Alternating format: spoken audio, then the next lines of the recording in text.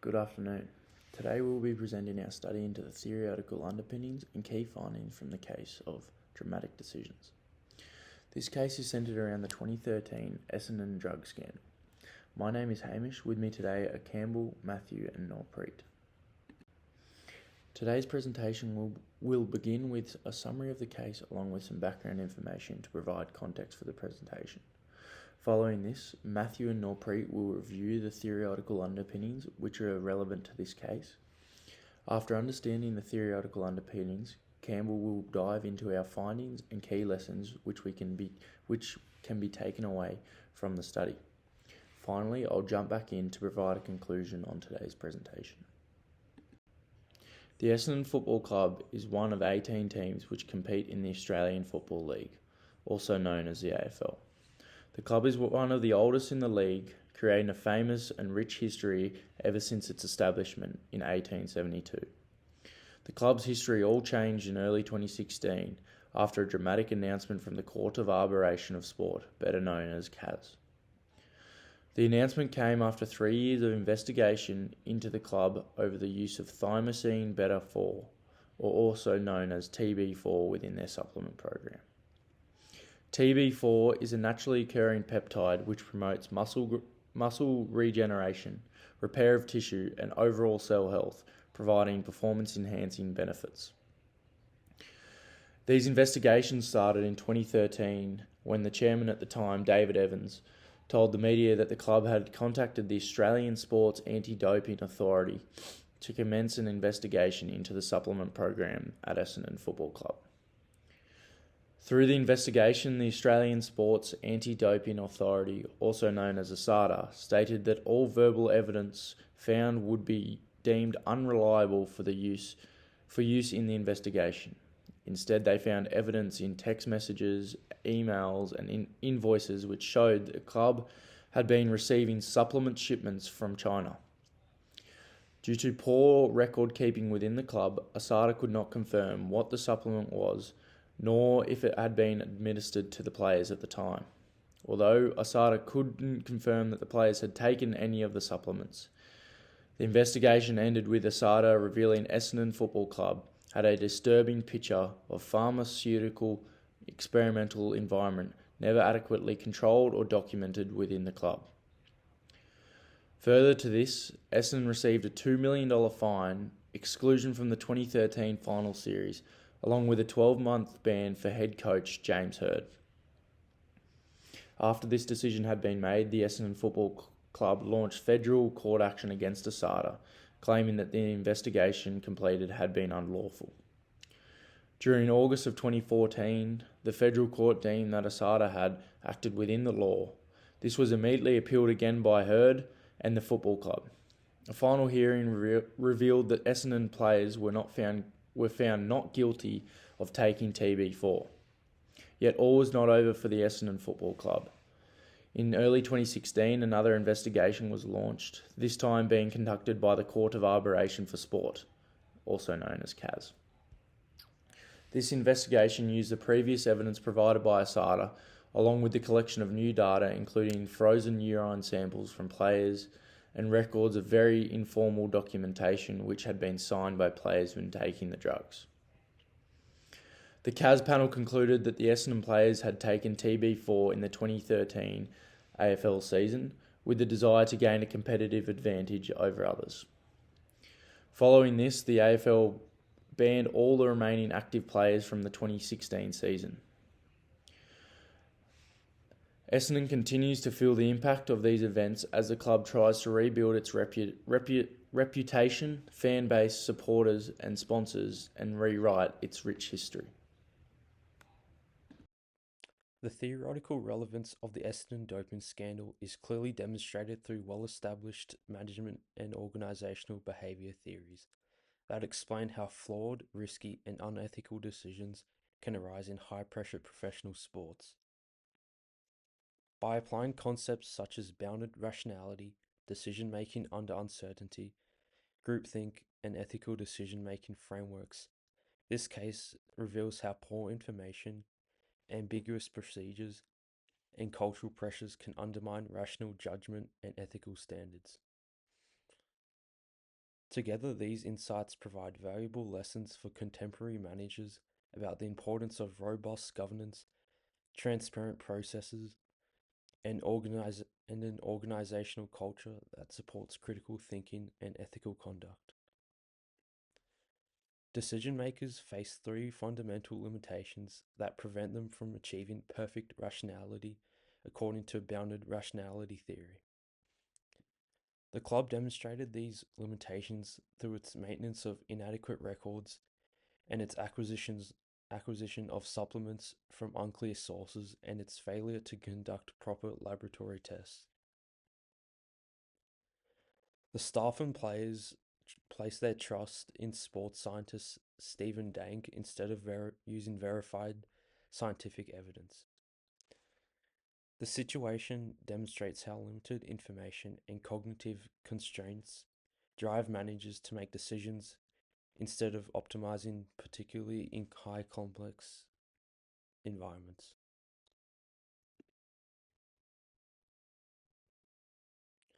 The case demonstrates the process of making decisions when uncertainty exists.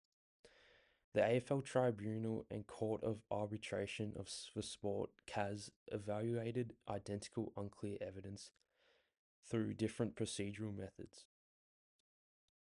The tribunal applied a strict legalistic chain of evidence test which failed because of missing records combined with vague shipment details and unreliable witness accounts, thus leading the players to the players' clearance. The CAS employed the strands in the cable method to combine emails with invoices and expert statements and abnormal frozen urine test results for reaching a confident guilty verdict. Decision makers typically employ adaptable frameworks instead of strict logical methods to find workable solutions when absolute certainty remains unattainable. The scandal demonstrates groupthink as a decision-making process among groups which usually produces untested and substandard choices. The players, together with staff members, chose to hide their doubts about the supplement program while signing consent forms and hiding information from the club doctors. This demonstrated strong group unity but weak critical evaluation. Sport teams frequently establish a culture of silence to safeguard performance targets, which becomes apparent at Essendon and enabled dangerous practices to continue without scrutiny. The players demonstrated groupthink behaviours through their practice of signing consent forms for TB4 injections while keeping this information hidden from medical staff. The ethical decision-making frameworks provide additional understanding regarding the reasons for why moral checks failed. The practice of ethical conduct depends on both moral understanding and proper decision-making abilities, and also deliberate actions and sustained commitment, but players failed to confirm the substances they received. The club's unofficial policy of ignoring questions about doping practices diminished both personal, moral judgment and intent among its members. The combination of weak leadership and governance systems allows situational pressures to dominate personal ethical standards. ResearchGate, an academic site, criticizes the insufficient compliance systems and unclear practices which exist within elite sports. The combination of insufficient record keeping practices with secrecy and lack of independent oversight led to flawed decisions and ethical failures at Essendon. The Essendon doping scandal illustrates how theories about bounded rationality, decision making under uncertainty, groupthink, and ethical decision making apply in real world situations. The case demonstrates how organizations with substantial funding can fail when they have inadequate information systems, weak governance structures, and when cultural pressures force individuals to compromise their integrity thus providing lessons for modern sport governance and integrity management. Good afternoon. My name is Norpreet, and today I'll be focusing on the theoretical underpinnings of the Essendon Football Club case and how it relates to management and decision-making theory.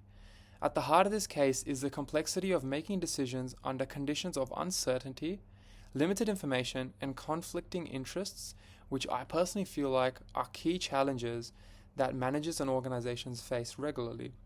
One of the most relevant theories for this situation we have here is the concept of bounded rationality, which was developed by Herbert Simon. Bounded rationality suggests that decision makers operate within the limits of the information they have, the time available, and their cognitive capacity.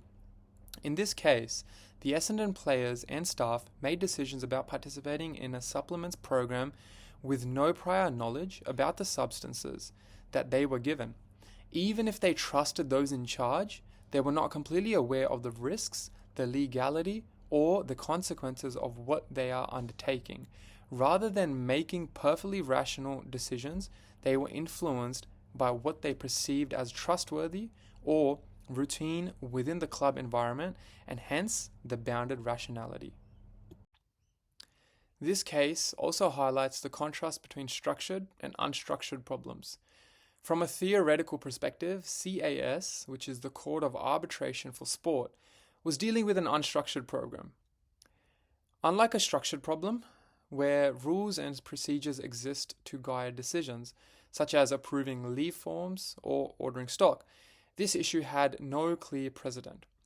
And the available information was messy and conflicting due to the prior investigations by the AFL.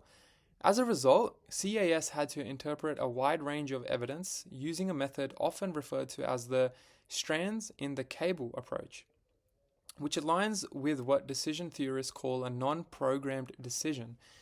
Non-programmed decisions require judgment, intuition, and the weighing of multiple competing factors. These are typically high risk, high impact, and uncommon. This also ties into the theory of decision-making under uncertainty. Uncertainty arises when outcomes are known and the probability of those outcomes cannot be accurately determined. This was clearly present in both the AFL and the CAS investigations.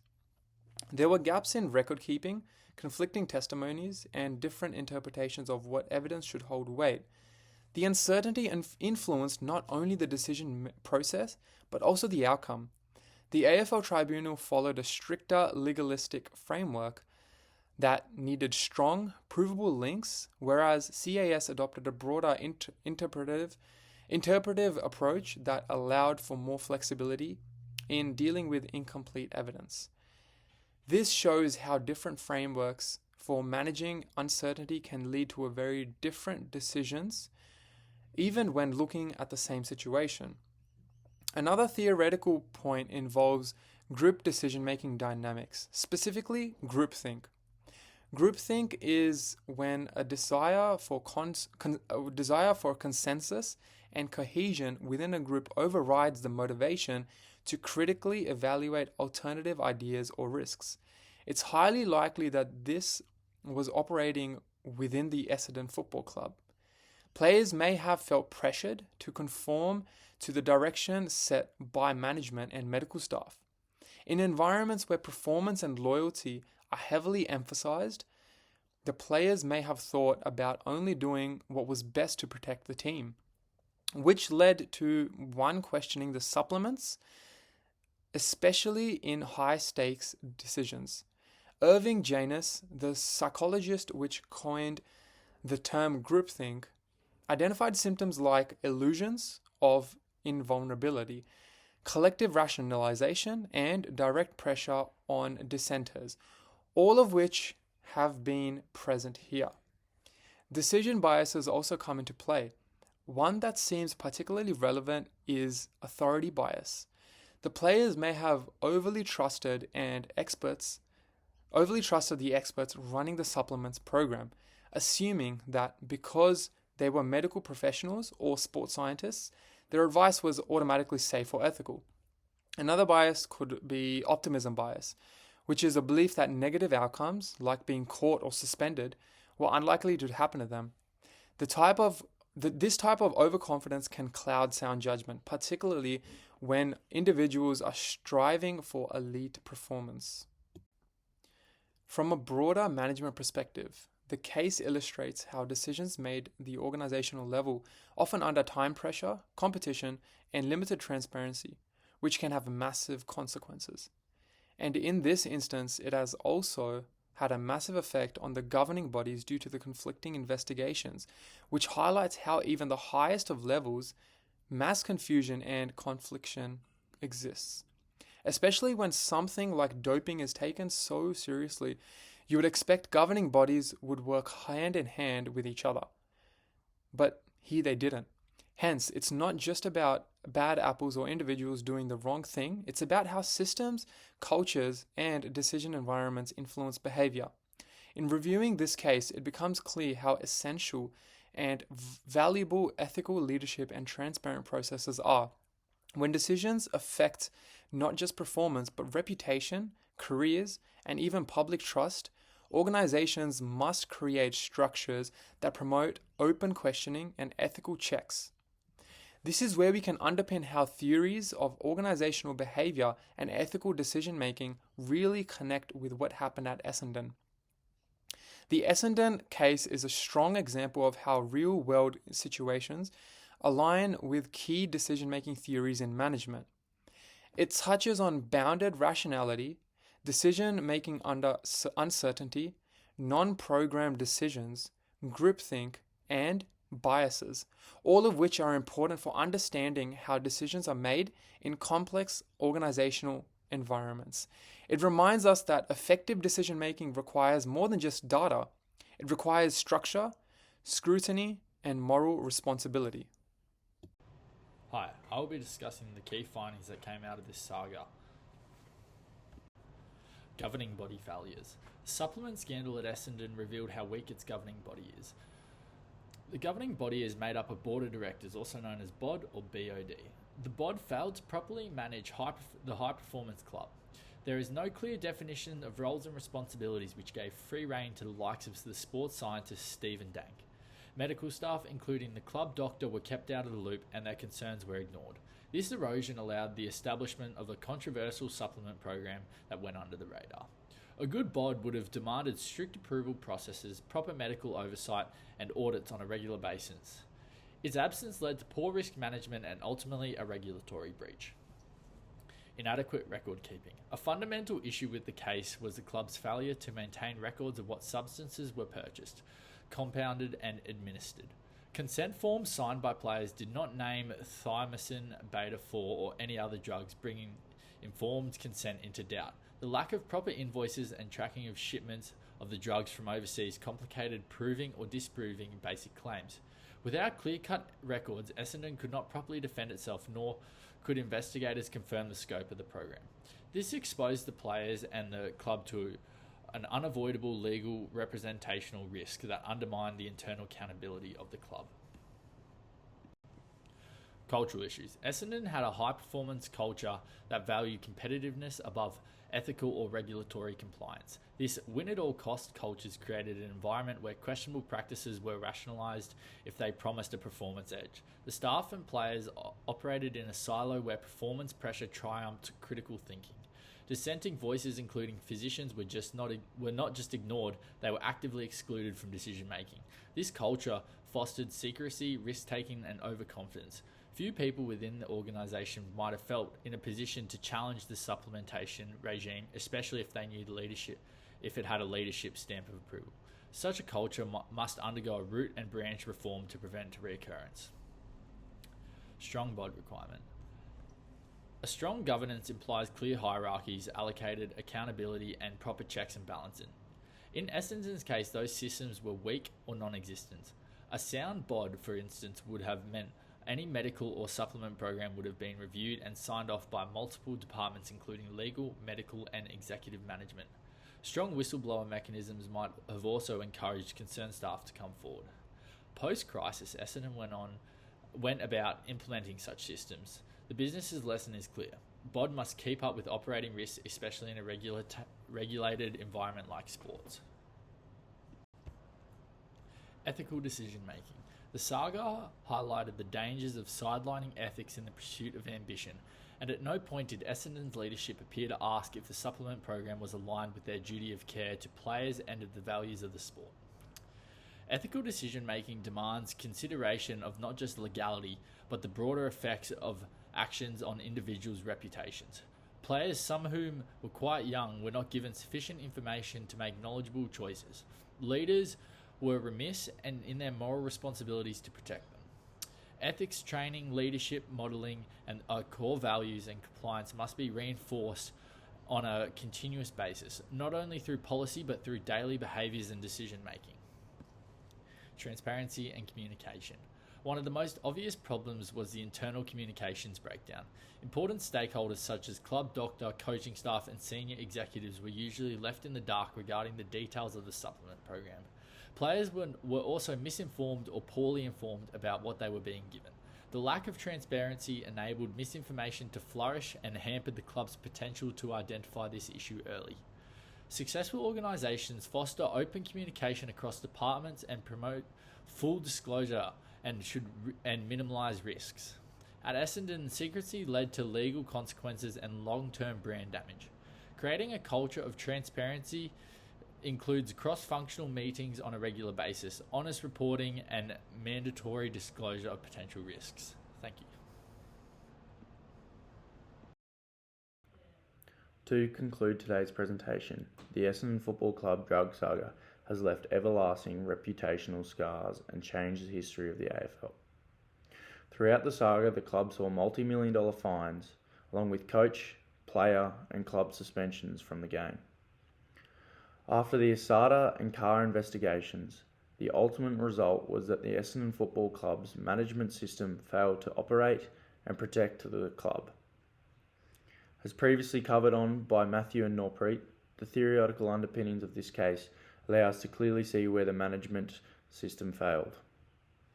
The football club was let down by poor ethical and cultural decisions along with inadequate record keeping. These management issues allowed the club's reputation and history to be changed forever. As Campbell has already highlighted, there is plenty of room for improvement and learnings from this case.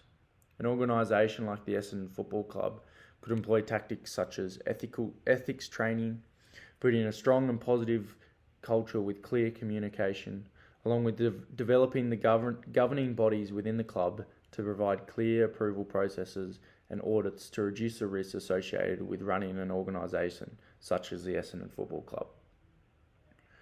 Overall, it's clear that the poor management system within the Essendon Football Club during the 2013 drug saga let the club down.